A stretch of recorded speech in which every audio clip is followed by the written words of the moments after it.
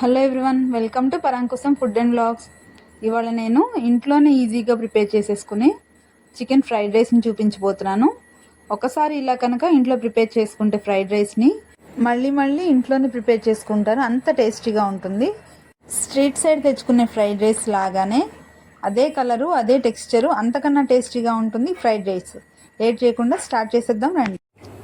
ముందుగా నేను 250 గ్రామ్స్ వరకు చికెన్ తీసుకున్నాను. ఆ చికెన్ని చిన్న పీసెస్గా కట్ చేసుకొని పక్కన పెట్టుకోవాలి. అందులో 1/2 స్పూన్ వరకు పెప్పర్ పౌడర్ వేసుకోవాలి. ఆ తర్వాత నేను 1.5 స్పూన్ వరకు సాల్ట్ వేస్తున్నాను. మీరు మీ టేస్ట్కి సరిపడా సాల్ట్ వేసుకోండి. తర్వాత 3 స్పూన్స్ ఆఫ్ కారం వేసుకోవాలి. కారం కూడా మీ టేస్ట్కి తగినట్టుగా వేసుకోండి. 1/2 స్పూన్ వరకు గరం మసాలా, 1 ఫుల్ స్పూన్ ధనియాల పొడి వేసుకోవాలి.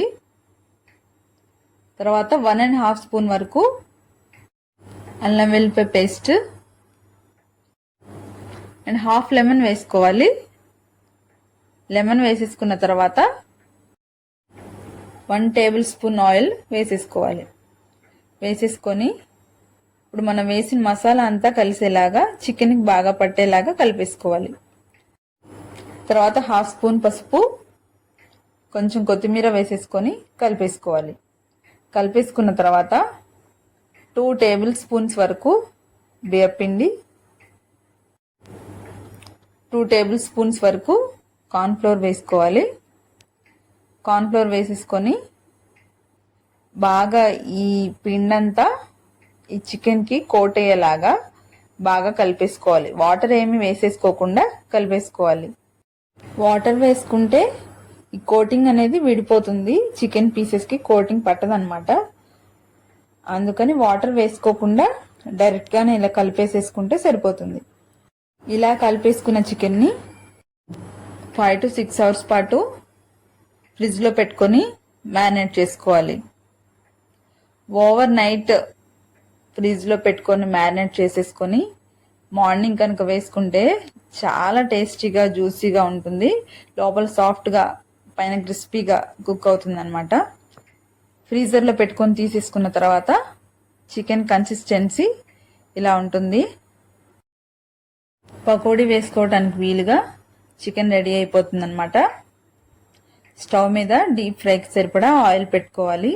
ఆయిల్ కొంచెం వేసుకుంటే సరిపోతుంది చికెన్ మునిగేంత వరకు. ఆయిల్ హీట్ అయిన తర్వాత ఒక్కొక్క పీస్ తీసుకొని చికెన్ అందులో వేసేసుకోవాలి. ఆయిల్ ఎక్కువ హీట్ అవ్వకూడదు అనమాట. మీడియం ఫ్లేమ్లో పెట్టుకొని ఈ పకోడీని ఫ్రై చేసుకోవాలి. అప్పుడే లోపల సాఫ్ట్గా కుక్ అవుతుంది, పైన క్రిస్పీగా ఉంటుంది. ఈ చికెన్ వేయగానే చికెన్ని కదిలించకూడదు. 5 మినిట్స్ తర్వాత తిప్పుకుంటే సరిపోతుంది. వేయగానే కలిపేస్తే ఏమవుతుందంటే పైన కోటింగ్ అంతా ఊడిపోతుంది, మనం వేసిన కోటింగ్ చికెన్కి పట్టదు. ఈ చికెన్ గోల్డెన్ బ్రౌన్ కలర్ వచ్చేంత వరకు మీడియం ఫ్లేమ్లోనే పెట్టుకొని ఫ్రై చేసుకోవాలి. ఇలా ఫ్రై అయిన తర్వాత చికెన్ని ఒక టిష్యూ పేపర్ వేసుకొని అందులోకి తీసుకుంటే ఎక్సెస్ ఆయిల్ అంతా టిష్యూ అబ్జర్వ్ చేసేసుకుంటుంది. ఈ ఫ్రై అయిన చికెన్ అంతా తీసేసుకొని పక్కన పెట్టేసుకొని ఇప్పుడు ఫ్రైడ్ రైస్ ప్రిపరేషన్ స్టార్ట్ చేసేద్దాం రండి. ఇప్పుడు స్టవ్ ఆన్ చేసుకొని ప్యాన్ పెట్టుకొని ఆయిల్ వేసుకొని ఆయిల్ హీట్ అయిన తర్వాత ఎగ్స్ కొట్టుకొని వేసుకోవాలి. ఎగ్స్ నేను చేసే రైస్ క్వాంటిటీని బట్టి 3 ఎగ్స్ వేసుకున్నాను. మీరు చేసే రైస్ క్వాంటిటీని బట్టి మీరు ఎగ్స్ వేసుకోవచ్చు. ఎగ్స్ వేయగానే కలపకుండా ఒక 30 సెకండ్స్ టైం ఇచ్చి ఆ తర్వాత కలుపుకుంటే పెద్ద పెద్ద పీసెస్గా విరుగుతాయి. ఎగ్లో నుంచి నురగ వచ్చేంత వరకు ఫ్రై చేసుకోవాలి. ఎగ్ ఫ్రై అయిన తర్వాత ఎగ్ని తీసుకొని పక్కన పెట్టేసుకోవాలి. ఇక్కడ నేను వెజ్జీస్ కట్ చేసుకొని పక్కన పెట్టుకున్నాను. క్యాబేజ్, క్యారెట్, బీన్స్ ఇంకా స్ప్రింగ్ ఆనియన్స్ కట్ చేసుకొని పక్కన పెట్టుకున్నాను. మీరు క్యాప్సికమ్ కూడా వేసుకోవచ్చు. స్టవ్ ఆన్ చేసుకొని గిన్నె పెట్టుకొని ఆయిల్ వేసుకున్నాను. ఈ ఆయిల్ ఇందాక నేను చికెన్ ఫ్రై చేసిన ఆయిల్నే వేసుకున్నాను. ఆయిల్ హీట్ అయిన తర్వాత ఈ వెజ్జీస్ అన్నీ కూడా అందులో వేసేసుకోవాలి. క్యారెట్, క్యాబేజ్, బీన్స్ అంతా ఇప్పుడు వేసేసుకోవాలి. స్ప్రింగ్ ఆనియన్స్ని తర్వాత వేస్తాము.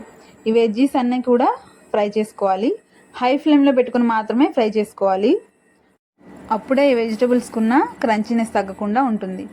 ఫ్రైడ్ రైస్కి ఎప్పుడైనా సరే వెజ్జీస్ క్రంచీగానే ఉండాలి, సాఫ్ట్గా ఉంటే అంత టేస్టీగా ఉండదు ఫ్రైడ్ రైస్. ఈలోపు మనం చికెన్ని చిన్న చిన్న పీసెస్గా కట్ చేసుకొని పక్కన పెట్టుకోవాలి. చికెన్ ఈ సైజులో ఉంటే సరిపోతుంది. చికెన్ పీసెస్ పెద్దగా ఉండాలనుకుంటే అది మీ చాయిస్. తర్వాత ఫ్రై అయిన వెజ్జీస్లో టేస్ట్కి సరిపడా సాల్ట్ వేసుకుంటున్నాను. ఆ తర్వాత 1/2 స్పూన్ వరకు పెప్పర్ పౌడర్ వేస్తున్నాను. సాల్ట్ పెప్పర్ పౌడర్ వేసేసి హై ఫ్లేమ్లో పెట్టుకొని ఫ్రై చేసుకోవాలి. ఈ వెజ్జీస్ అన్నీ ఫ్రై అయిన తర్వాత మనం ఆల్రెడీ ఫ్రై పెట్టుకున్న ఎగ్ని అందులో వేసేసుకోవాలి. ఎగ్ని వేసుకొని ఫ్రై చేసుకోవాలి.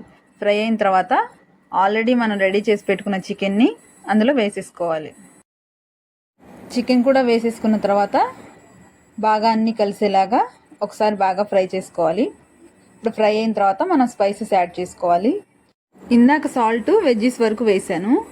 ఇప్పుడు రైస్కి సరిపడా సాల్ట్ని ఇక్కడే వేసేసుకుంటున్నాను.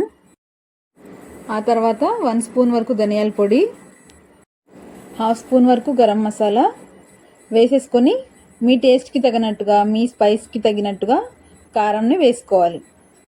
వేసేసుకొని 1 స్పూన్ సోయా సాస్ని అందులో వేసుకోవాలి. నేను మెజర్మెంట్ అయితే చూపించలేదు, డైరెక్ట్గా వేసేసాను. మీరు 1 స్పూన్ వేసుకుంటే సరిపోతుంది. ఇలా వేసేసిన తర్వాత ఇప్పుడు ఈ వెజ్జీస్ చికెన్ అంతా హై ఫ్లేమ్లో పెట్టుకొని బాగా టాస్ చేసుకోవాలి.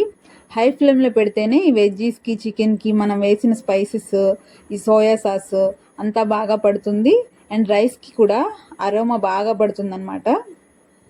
అలా ఫ్రై చేసుకున్న తర్వాత మనం ఆల్రెడీ కుక్ చేసుకొని పెట్టుకొని చల్లారిన తర్వాత రైస్ని అందులో వేస్తున్నాను. నేను బాస్మతి రైస్ని తీసుకున్నాను.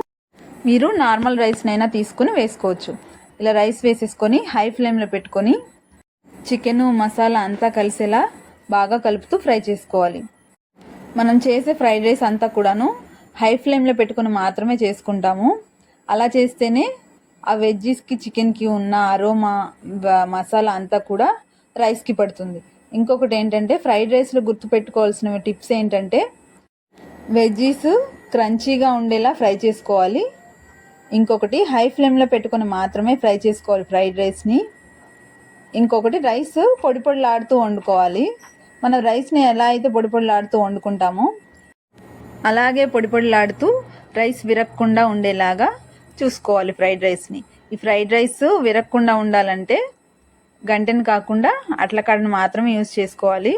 మనం ఏ రైస్ చేసుకున్నా కూడా అట్ల కాడను మాత్రమే యూజ్ చేసుకుంటే రైస్ విరగకుండా బాగా వస్తుంది.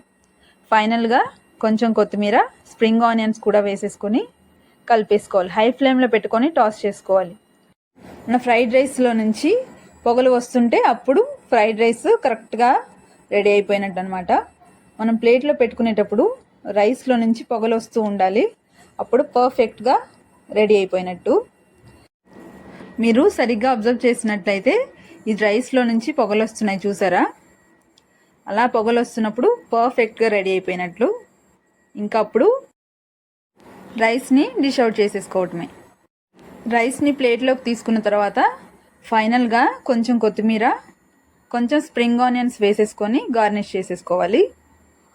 అంతే అండి, ఎంతో సింపుల్ అండ్ టేస్టీ అయిన home made fried rice ready. ఒకసారి ఇలా కనుక చేసుకుని తింటే ఎవ్రీ టైం బయట తెచ్చుకోకుండా ఇంట్లోనే ప్రిపేర్ చేసేసుకుంటారనమాట. అంత టేస్టీగా ఉంటుంది. తప్పకుండా రెసిపీని ట్రై చేయండి.